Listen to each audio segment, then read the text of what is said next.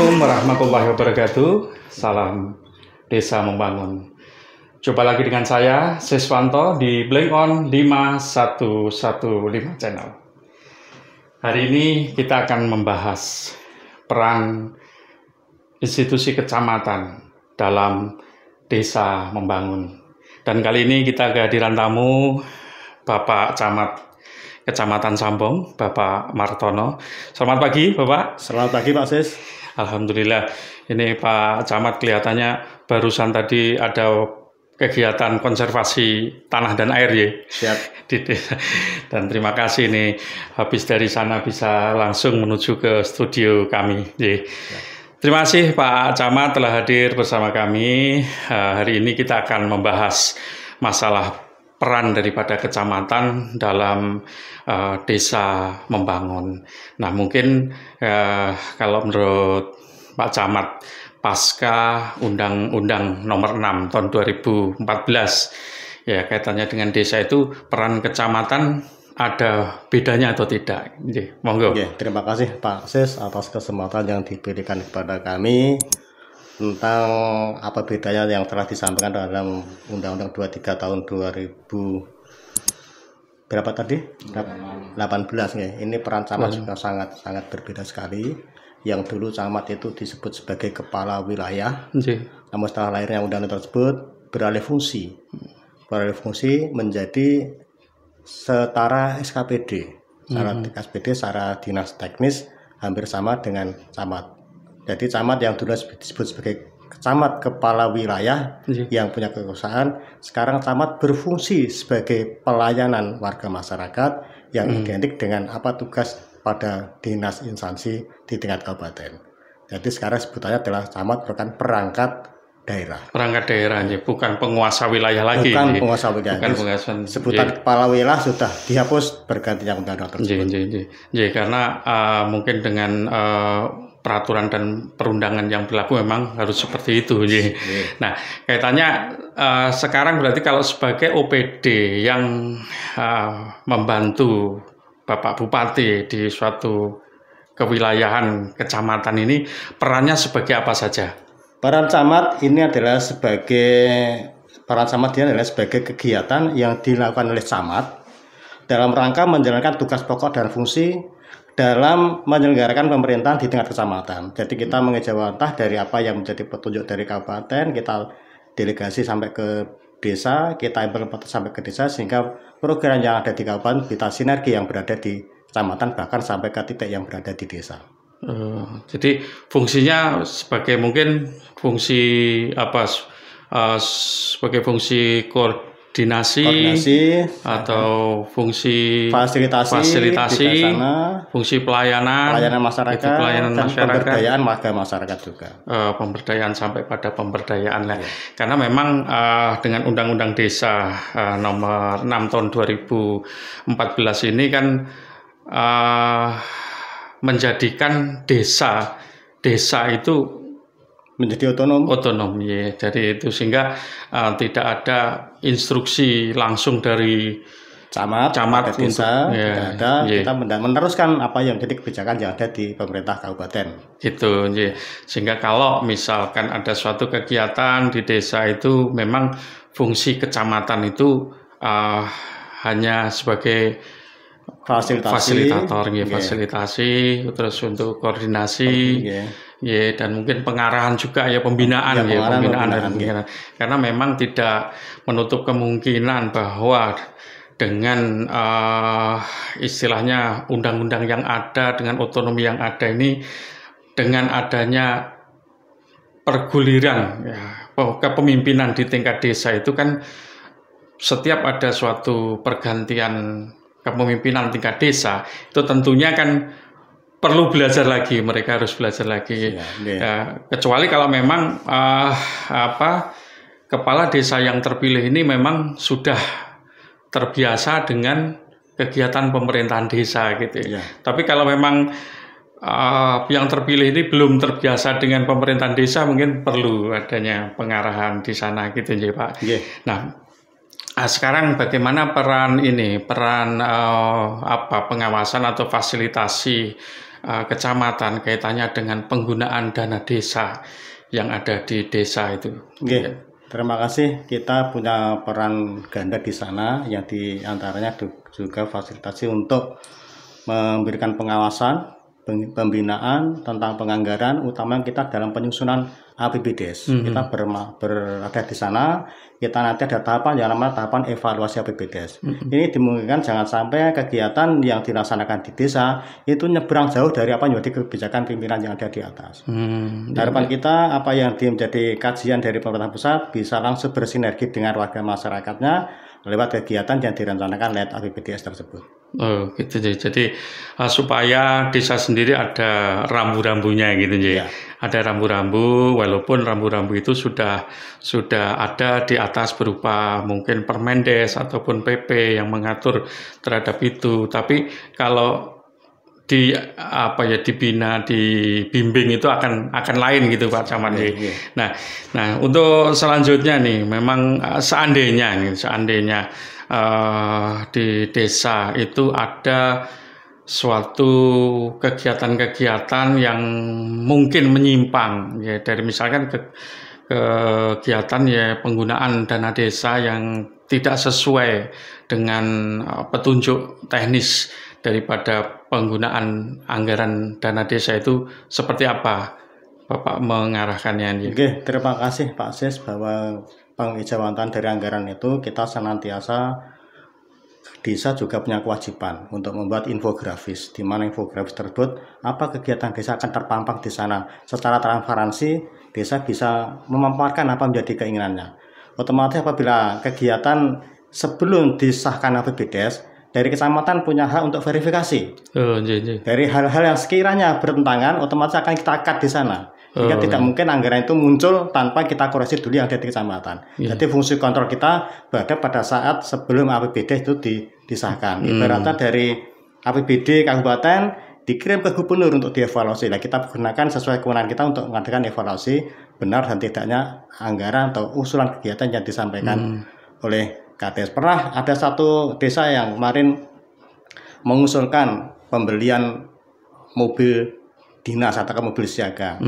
Itu ada yang mencoba mengusulkan membeli mobil second. Kami tolak Pak Sis. Oh gitu ya. Karena apa? Karena mobil second itu tidak ada standarnya.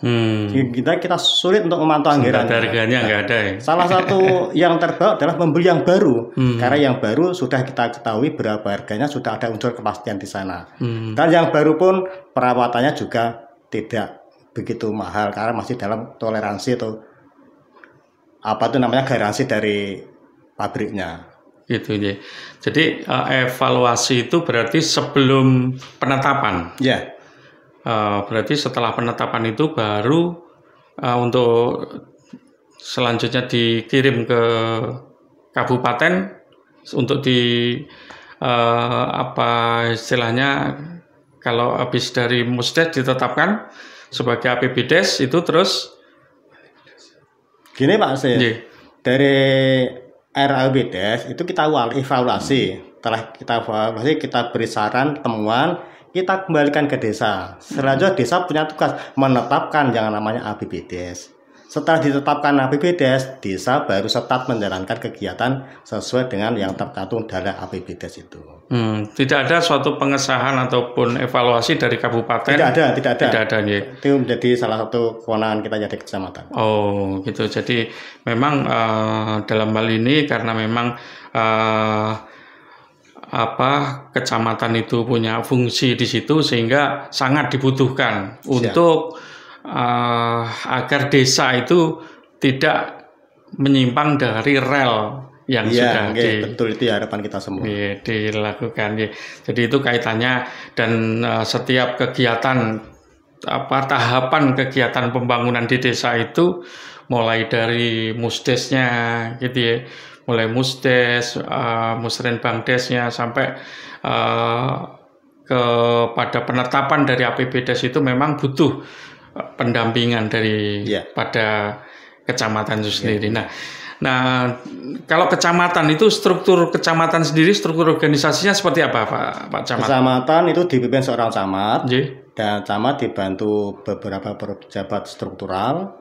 Satu adalah sekretaris kecamatan, Sekcam.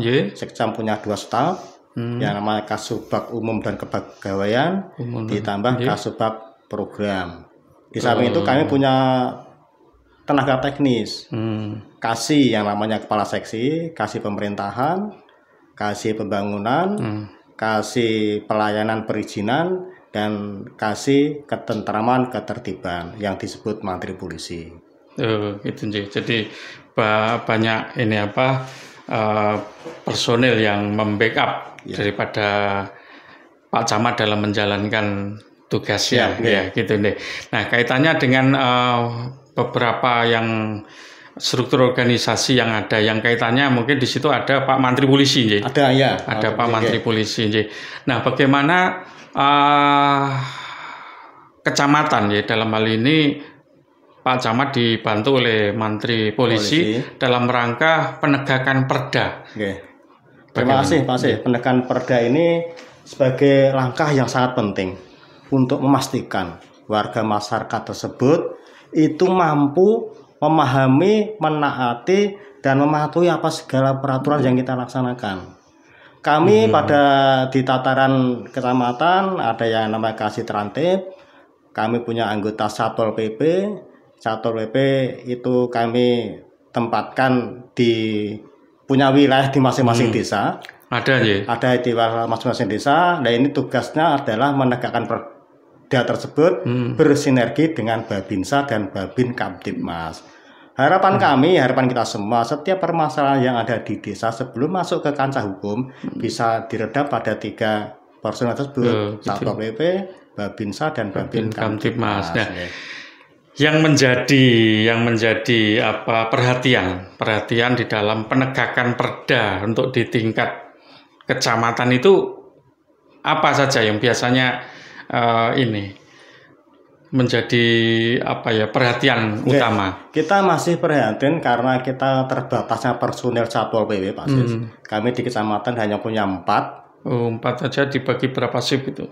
Kita bagi 2 shift, kita bagi 4 untuk mengampu pada 10 desa. Berarti 1 personil Satpol PP bisa mengampu 1 dan 2 orang, 2 desa. Berarti itu salah satu kekurangan personil. Yang kedua SDM. SDM kita juga terbatas. Kemampuannya juga terbatas, sehingga perlu ada peningkatan lagi. Yang 3 menjadi kendala kita di lapangan adalah kesadaran masyarakat yang masih kurang. Kadang orang yang pandai itu ya seolah-olah dia tidak ngakui kalau dia itu pandai, sehingga menjadi pemikiran pada kita di lapangan ketemu orang-orang yang tidak peduli itu kendala kita di lapangan. Di samping ada prasarana kita yang kurang memadai. Apa itu?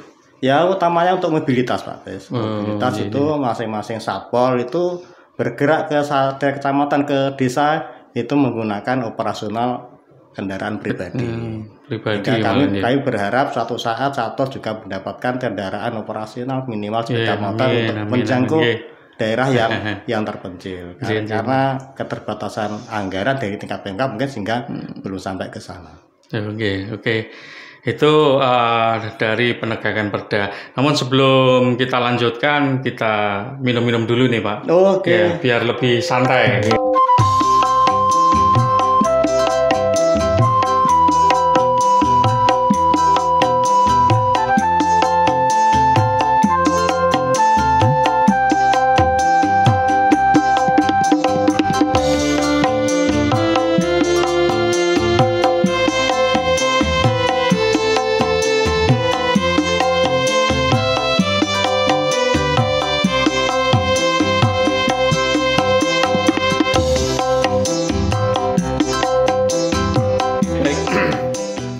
Lanjutkan pembicaraan kita untuk di peran daripada kecamatan dalam rangka desa membangun.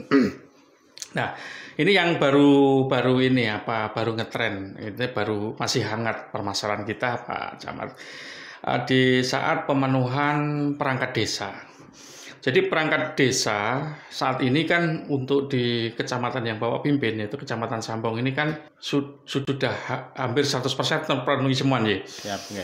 Nah, terpenuhinya perangkat desa di suatu desa ini tentunya kan kita punya tujuan ataupun punya manfaat ya, ada manfaat yang kita inginkan. Karena begini, sebelum perangkat itu terpenuhi jumlahnya, desa kan kegiatannya berjalan. Iya. Artinya dengan keberadaan perangkat yang seadanya pada waktu itu, desa bisa berjalan. Nah, sekarang ini desa itu perangkatnya sudah penuh semua. Nah, bagaimana peran Bapak selaku pembina di tingkat kecamatan agar keberadaan perangkat ini benar-benar menjadi pemicu perkembangan atau kemajuan dari desanya. Oke, matur suwun Pak Sis. Ini kami berterima kasih untuk Kecamatan Sambong. Perangkat desa sudah terisi semua. Ini sesuai dengan harapan kita semua bahwa pengisian perangkat itu di samping untuk kepentingan organisasi juga untuk memberikan pelayanan maksimal kepada warga masyarakat, utamanya pelayanan publik. Sehingga dengan bertambahnya perangkat desa, kami berharap sekali bahwa pelayanan yang diberikan perangkat desa kepada warga masyarakat akan terpenuhi. Tidak ada satupun informasi yang lepas dari pantauan perangkat desa. Kami berterima kasih di Sambong ini setelah perangkatnya full. Kemarin baru saja kita canangkan atau kita gelurakan pajak bumi dan bangunan Pak Sis. Yeah. Alhamdulillah ini sudah 7 desa sudah lunas. Wah, alhamdulillah, luar biasa. 31 Maret kemarin sudah lunas semua. Betul, padahal deadline-nya September. Ya, masih lama. Ini kami 7 desa ya, berasumsi bertambahnya perangkat desa sudah kelihatan manfaatnya. Apa manfaatnya? Tadi sekilas kami sampaikan, perangkat sudah digerakkan oleh masing-masing desa dalam upaya memenuhi target PAD PMK Blora. Nah, sekarang kalau indikasi kemajuan daripada desa dengan adanya perangkat itu selain karena indikasi atau indikator terpungutnya pajak. Karena kalau menurut saya pemungutan pajak di desa itu kan sebagian kecil ya. Dari kegiatan desa, dan menurut saya pun itu pun juga bagian terkecil.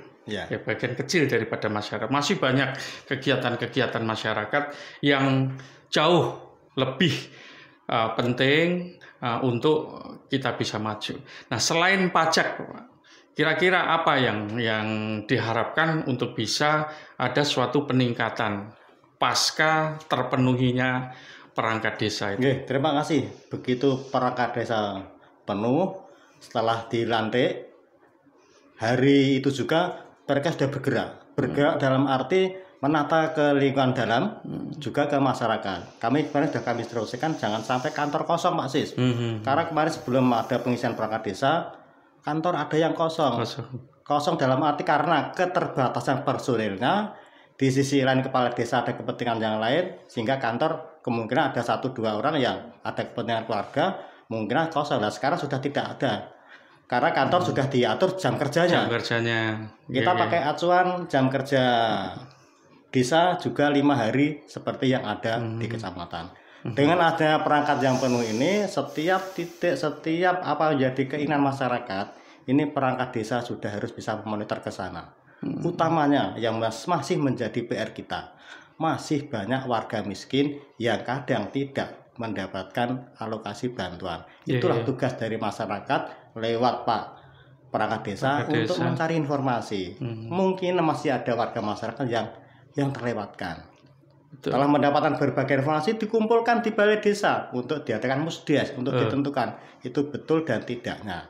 Dan sekaligus peran dari perangkat desa ini sangat luas sekali. Kami juga mencanangkan kegiatan di tingkat kecamatan. Setiap bulan sekali perangkat kami kumpulkan. Kita beri masukan, kita beri pembinaan.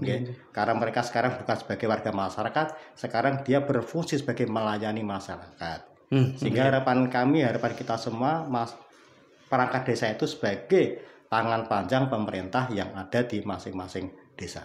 Oke, saya tertarik di situ ya, adanya suatu istilah apa, rapat atau kumpulan atau apa itu istilahnya, konferensi atau rakor. Ya, rakor. Ya, ini kaitannya sangat luar biasa kalau menurut saya, karena memang diharapkan dengan adanya perangkat desa yang baru ini dengan potensi sumber daya manusianya yang saya lihat di atas rata-rata. Ya. Saya lihat di atas rata-rata masyarakat. Ini benar-benar bisa termanfaatkan gitu ya, bisa dimanfaatkan.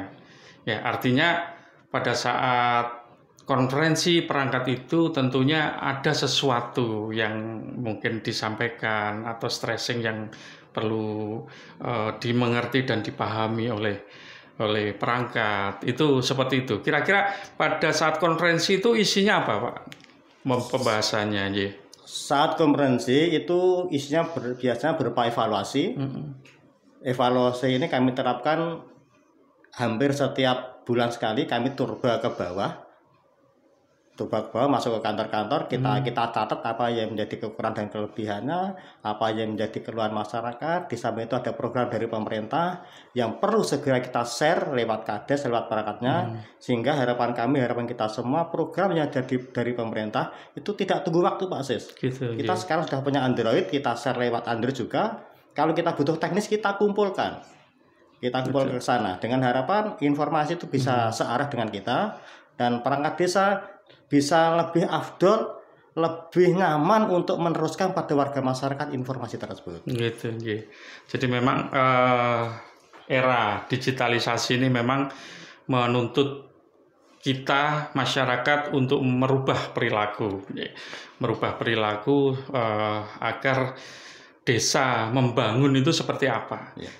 Karena kaitannya dengan tadi konferensi tadi, mungkin kalau boleh saya ini sampaikan, memang itu bisa menjadi media untuk upgrading istilahnya, untuk peningkatan kapasitas daripada perangkat. Mungkin sekali kita mengundang narasumber yang kompeten di sesuatu bidang gitu. Karena jangan sampai keberadaan perangkat yang seperti ini dengan potensi SDM yang seperti itu tidak diberdayakan. Sehingga tidak diberdayakan, akhirnya tidak berdaya gitu. Jadi karena tidak diberdayakan, akhirnya tidak berdaya. Nah, siapa yang memberdayakan gitu? Tentunya yang pertama kalau menurut saya ini mesti kepala desa. Kepala desa. Nah, bagaimana menurut panjenengan peran kepala desa di dalam pemberdayaan perangkatnya ini? Terima kasih, Pak Sis. Tadi di depan sudah kami sampaikan bahwa kita juga mengumpulkan perangkat desa. Namun di samping itu kami juga mengumpulkan kepala desa, baik secara insidental maupun rutin yang namanya Rakor Forkopimda. Di sana juga kita ambilkan narasumber dari teman-teman kita yang ada di Poramil, Polsek, dinas instansi yang ada di kecamatan, yang intinya memberikan pembekalan pada kepala desa. Kita berharap kepala desa juga menjadi figur kita di lapangan untuk memimpin perangkat desa dalam mengayomi, memberikan pelayanan kepada warga masyarakat. Kami berterima kasih dalam pengisian perangkat desa kemarin, kurang lebih 60-70% perangkat kita dari kalangan sarjana, Pak. Sarjana ya, luar biasa. Berarti SDM sudah tidak kita sanksikan, kita tinggal gosok-gosok sedikit, kita beri pemahaman sehingga kita berbicara dengan SDM yang tinggi, kita lebih mapan, lebih nyaman, hingga harapan kami informasi yang kita sampaikan akan lebih mudah dicerna. Oke, itulah kelebihan dari kondisi saat ini kan seperti itu ya, Bapak. Jadi perangkat itu sudah terisi dengan sumber daya manusia yang di atas rata-rata. Kalau saya bilang tadi, tentunya ini jangan sampai kita terlena. Artinya jangan sampai terlena itu nanti sudah kita rekrut SDM yang luar biasa, yaitu tadi tidak diberdayakan, akhirnya tidak berdaya gitu kan. Akhirnya kita kayak apa ya, kayak akhirnya seperti pengangguran yang tidak kentara gitu ya, Pak, yang saya sampaikan seperti itu nih. Jadi itu kira-kira yang menjadi tugas utama kita ya terutama dari kecamatan mungkin sebagai pembina dan fasilitator dari desa yang ada gitu ya. Pak Sis. Nah, Satu tambahan informasi Pak Sis, ini kan juga menjadi ucapan terima kasih kami yang ada di kecamatan. Perangkat desa itu sekarang kan nasibnya jauh lebih mapan. Karena perangkat desa itu mendapatkan siltap. Yang siltapnya itu setara dengan PNS golongan 2A. Sehingga penghasilan itu sudah dipandang cukup, karena di samping itu dia masih punya hak untuk mengelola tanah bengkok atau tanah garapan yang menjadi aset desa yang sementara dikerjakan oleh perangkat desa. Jadi ibaratnya hampir sama dengan PNS Pak Sis. Nah itu maka dari itu kembali lagi, jadi rasanya sayang apabila keberadaan perangkat itu yaitu tadi tidak diberdayakan, ya ini akan sangat sayang sekali, karena ini menjadi harapan kita semua. Dengan adanya perangkat yang baru ini, desa kita, kecamatan kita menjadi lebih baik. Nah, gitu. Dan usia perangkat, usia pensiun pun 60 tahun. Sama dengan PNS eselon 2. Sama. Nah, itu. Nah, sekarang gini, saya itu sering mendengar apa itu yang disebut sebagai indeks desa membangun. Saya sering mendengar dan saya sering membaca indeks desa membangun. Tapi saya sendiri rasanya setelah saya tuh sering ke desa, sering kecamatan itu sepertinya kok masih belum familiar. Belum familiar di desa.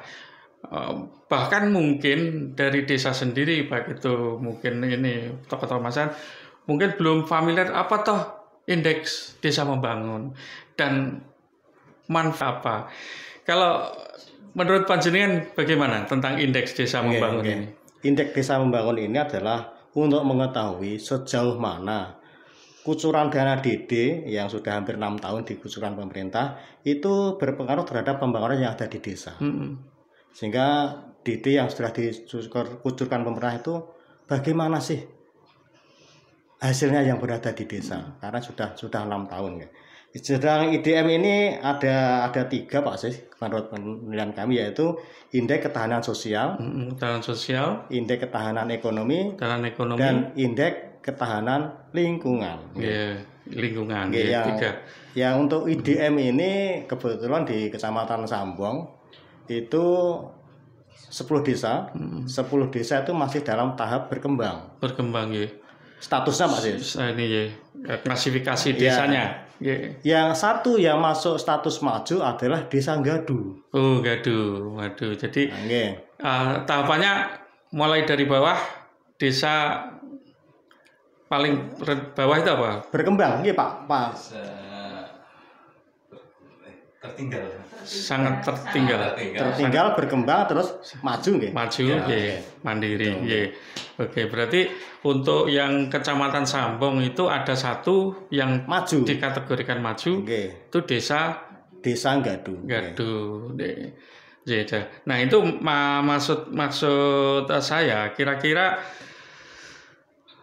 desa itu istilahnya siap atau memahami tentang capaian untuk indeks desa membangun, sehingga tahapan mulai dari desa sangat tertinggal, desa berkembang, desa maju, dan desa mandiri itu mereka tahu tahapannya gitu. Tahu tahapannya. Oh ini desa tertinggal atau sangat tertinggal. Oh ini desa maju. Dan ini supaya kita bisa mandiri itu apa yang harus dilakukan, itu kan ada indikator-indikatornya yang mungkin kita semua juga harus paham gitu. Itu dari kami simpel aja Pak Sis. IDM, indeks desa membangun itu seperti kita contohkan di Sambong adalah Desa Gadu. Karena kalau Desa Gadu masuk status maju itu berdampak sangat besar sekali. Dampaknya apa?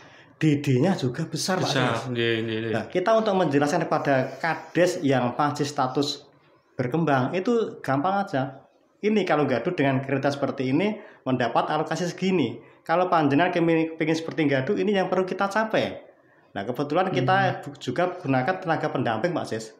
Tenaga pendamping desa. Itu sebagai komandannya di tingkat bawah untuk memberikan pencerahan pada warga masyarakat. Harapan kami berharap ya minimal dari 10 desa itu ya 5 lah bisa menjadi desa maju. Karena untuk mencapai desa berkembang menjadi maju memang ada kriteria yang perlu kita benahi bersama. Ya.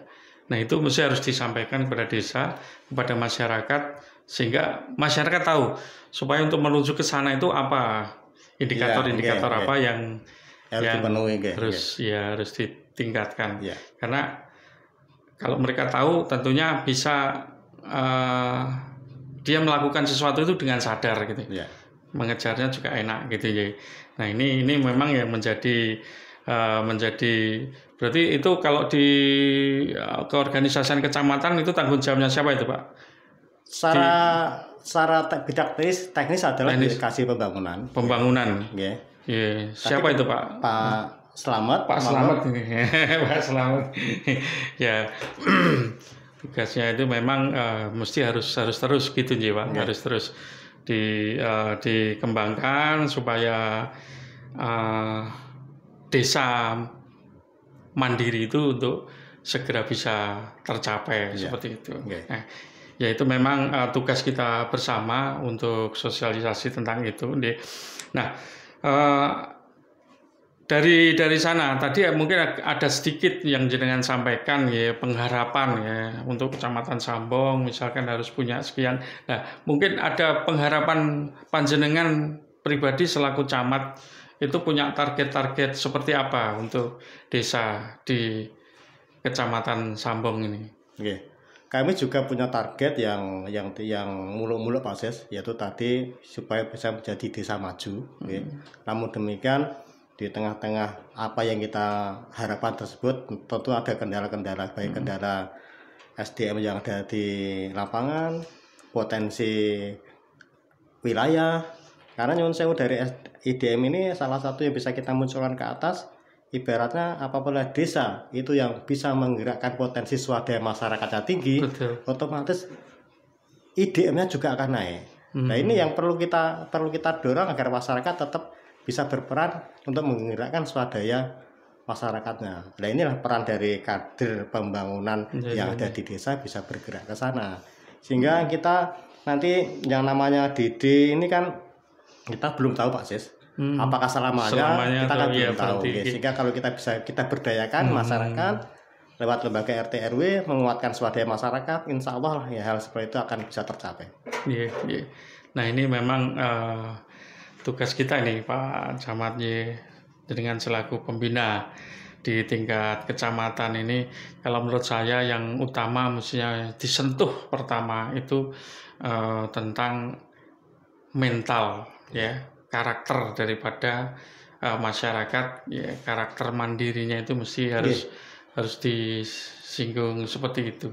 Bagaimana sampai sejauh mana program-program kegiatan masyarakat yang ada di Kecamatan Sambong yang kaitannya dengan peningkatan kapasitas atau pemberdayaan masyarakat, sampai sejauh mana?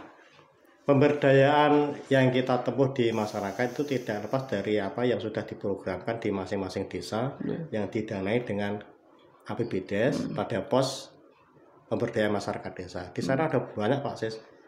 Desa kadang mengalokasikan kegiatan memberdayakan masyarakat lewat peningkatan SDM, pemberian penyuluhan, kursus-kursus dan sebagainya bagi warga masyarakat dengan harapan setiap tahun angka kemiskinan juga berkurang. Di lewat program-program pemberdayaan masyarakat itulah kita berharap banyak di sana.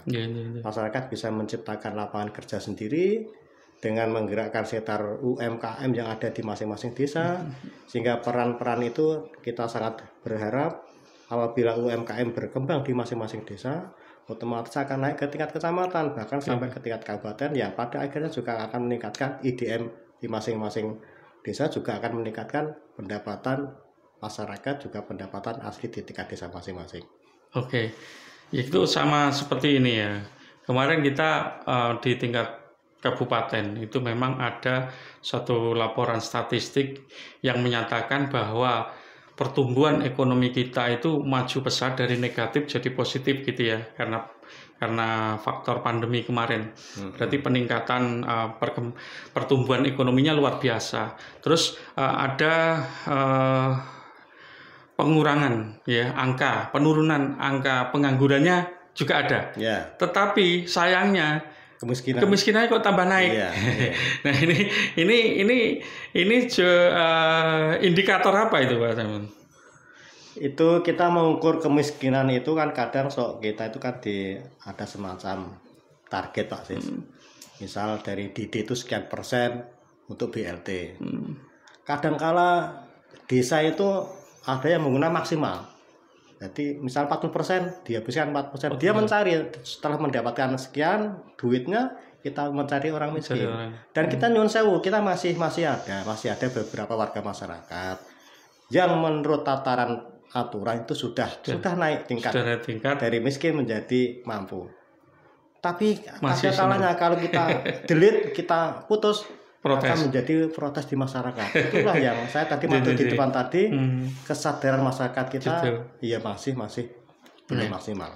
Itulah memang yang menjadi tugas kita lagi nih Bapak, untuk memberikan penyadaran, pemahaman kepada masyarakat. Karena memang kalau menurut saya masih belum turunnya angka kemiskinan karena mungkin kegiatan kita itu salah sasaran gitu ya. Salah satunya adalah salah sasaran, sehingga kita tidak terorientasi kepada pengentasan kemiskinannya itu sendiri, tetapi justru konsentrasi kita bagaimana membagi dana itu, yang penting itu terbagi, tapi fokus kita untuk mengentaskan kemiskinan ini kadang terlupakan gitu. Apalagi dengan ini Pak Camat ya, dengan adanya keputusan ya bahwa kalau sudah menerima ini tidak boleh menerima itu, ya ini berarti kan ya sama saja. Artinya yang miskin pun, yang tergolong miskin atau miskin sekali, itu berarti dia hanya berhak menerima itu satu pintu bantuan. Nah ini bagaimana? Akhirnya kan tidak terangkat juga kemiskinan mereka gitu. Itu padahal proses musdes sudah sering kita laksanakan, ketemu di sana. Namun kadang kami di lapangan juga ada menemui kejanggalan, Pak Sis. Menurut kriteria, menurut berbagai macam indikator, dia masuk disebut layak miskin. Tapi ada 1-2 yang menolak diberikan bantuan. Padahal dia layak mendapatkan bantuan, tapi ada kalanya yang dia menolak dengan asumsi saya masih bisa mencari penghasilan. Itu merupakan pemicu bagi kita untuk memberikan pengertian dulu orang seperti itu. Sebaliknya malah seperti itu. Jadi diskresi pemikiran masyarakat. Iya, masih ada kita jumpa seperti itu. Ya tidak banyak, satu desa itu paling satu lah. Nah, kata orang yang sudah bertengger masuk menjadi daftar itu mau digeser, ya itu perlu perjuangan yang agak lumayan itu. Jadi memang disitulah mungkin kalau saya itu pengharapannya. Jadi memang dulu istilahnya program dari Pak Jokowi dalam rangka revolusi mental itu memang harus memang selalu kita perjuangkan gitu ya Pak Camat. Jadi saya kira udah banyak Pak Camat, mungkin apa sih selama Bapak itu menjadi camat itu mungkin ada pengalaman-pengalaman mungkin yang menyenangkan itu seperti apa, terus pengalaman yang mungkin membuat tidak bisa tidur itu apa? Monggo. Terima kasih Pak Sis. Tentu setiap kegiatan ada suka dan dukanya nggih. Kalau kami sebagai camat itu senangnya apabila ada tugas yang bisa kita laksanakan dengan susah, itu sangat berterima kasih. Tentu tidak lepas dibantu dengan teman-teman yang ada di kecamatan. Sukanya lagi kita makin tambah saudara, makin tambah teman, makin menguasai budaya kearifan lokal di masing-masing desa. Susahnya Pak Sis, kami kemarin baru menjabat camat itu beberapa bulan lah. Kami sudah harus bersama-sama para camat yang lain dan pada institusi lain bergerak bersama-sama memerangi COVID-19. Itu salah satu pengalaman yang tidak terlupakan. Karena apa? Di sisi lain kami tidak bisa menjangkau bagaimana menangani orang tersebut karena kita juga punya keterbatasan. Untung kami bersinergi dengan aparat yang ada di kecamatan. Kami sok perhatian Pak Sis. Kami sok perhatian. Ada warga setiap hari yang masuk kena corona, pulang meninggal dunia, itu sangat-sangat prihatin sekali. Lebih-lebih kami mengantarkan sampai ke makam. Yang namanya manusia, rasa was-was, takut tertular juga ada. Salah satu yang agak membanggakan pada saya secara pribadi, kami sudah bisa mengantar kegiatan Pilkades Pak Sis. Sudah pernah kami laksanakan, alhamdulillah bisa sukses. Kebetulan kami berada di 2 kecamatan, yang dulu di Gedung Tuban, ini di Sambong, di Gedung Tuban sekarang tak di Sambong, kemarin terakhir di Desa Mbitin juga berjalan sukses. Yang agak menjadi perhatian kami juga, kadang ada warga masyarakat yang berharap lebih dari camat, kami belum bisa memenuhi. Apa itu? Ada berbagai proposal yang minta ini. Kami yang ada di kecamatan hanya sebagai fasilitasi, meneruskan saja. Sambil berdoa, sambil lobby, mungkin bisa mendapatkan persetujuan yang di atas. Kalaupun belum, ya kita kita rem, ya mungkin jatah untuk mungkin tahun depan. Itulah. Oke. Jadi itu pengalaman. Nah, sekarang yang terakhir pengharapan ataupun mungkin ada saran pesan buat masyarakat untuk desa membangun menjadi desa mandiri itu seperti apa? Monggo. Oke, terima kasih. Kami berharap warga masyarakat bisa bersinergi dengan pemerintah desa, dalam hal ini Pak Kades, Ibu Kades. Monggo sesarengan bangun buro, sesarengan bangun desa bersama-sama untuk menciptakan masyarakat yang lebih baik, lebih sejahtera, sehingga apa menjadi program pemerintah, program Pak Bupati, sesarangan bangun blura bisa kita laksanakan. Terutama kegiatan pembangunan fisik, non-fisik, dan warga masyarakat, kami himbau senantiasa untuk mentaati segala peraturan, sehingga apabila peraturan bisa ditaati, insya Allah akan tercipta nyaman di desa masing-masing. Oke, terima kasih. Demikian pemirsa, sudah cukup lama kita berbincang dengan Bapak Martono selaku Camat Kecamatan Sambong, dan sebagai kesimpulan bahwa camat selaku wakil ataupun menjalankan tugas yang ada di wilayah kecamatan ini mempunyai pergeseran tugas pokok fungsi dari sebelum adanya Undang-Undang Desa di Undang-Undang 6 tahun 2014, sehingga dari penguasa wilayah menjadi perangkat daerah yang dia mempunyai tugas dan fungsi pembinaan, koordinasi dan pembinaan yang ada di wilayah. Nah, demikian juga sudah disampaikan bahwa memang itulah fungsi dan peran daripada Bapak Camat dalam membina, mengarahkan desa untuk menjadi desa yang mandiri. Nah, namun ada beberapa stressing yang dilakukan adalah pemberdayaan masyarakat, khususnya pemberdayaan daripada perangkat desa, dengan harapan perangkat desa yang baru dengan dipimpin oleh seorang kepala desa yang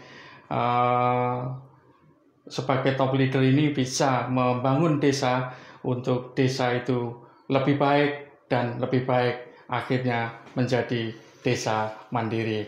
Demikian, terima kasih Pak Camat hadirnya di kesempatan kali ini, dan pemirsa, cukup sekian pembicaraan kita dengan Pak Camat. Kita akan bertemu kembali dengan materi-materi berikutnya, di mana kita akan membahas badan usaha milik desa.